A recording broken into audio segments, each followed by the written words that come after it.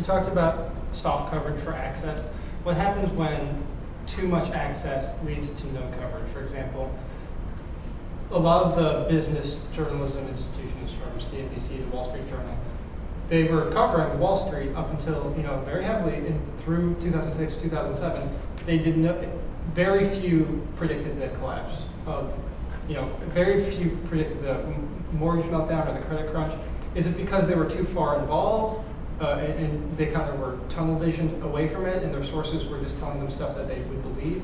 Or is it because they just couldn't predict it because the market just worked that way? I think that's a good question. I think a mixture of the two. I mean, CNBC, if there's an IPO coming out and the company that's listing or the bank that's co-sponsoring the listing and doing the distribution is advertising on CNBC, it makes it more difficult to take on your sponsors. But I do think there was a broader sort of intellectual disarmament in the face of this bubble, a belief that this time it's different and that gravity no longer exists. That you get with every bubble that permeated, the best brains in the world, Alan Greenspan amongst them. So journalists and credit rating agencies and people lower down the food chain really played their part in stoking this bubble and reinforcing it.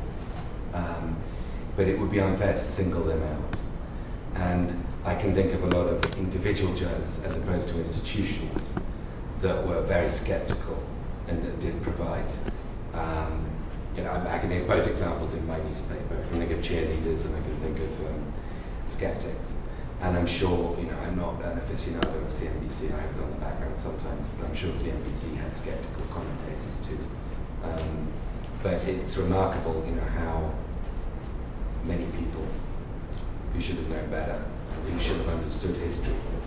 And there's a book that everybody's now rereading, it's about 25 years old, called Manias, Panics and Crashes.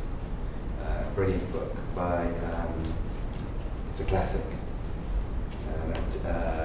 Kindleberger, Charles Kindleberger.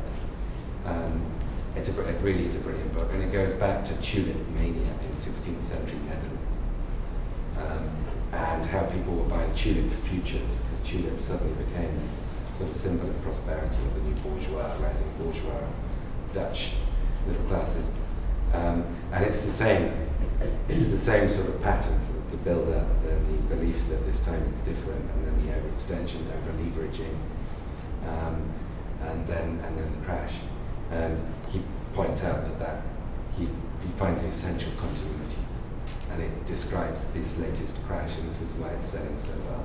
And Greenspan is rather modestly said people should read it, and he's reread it, and he's feeling humbled by that. But if you're interested in that psychology and why journalists as well get caught up in it, this book is a brilliant explanation.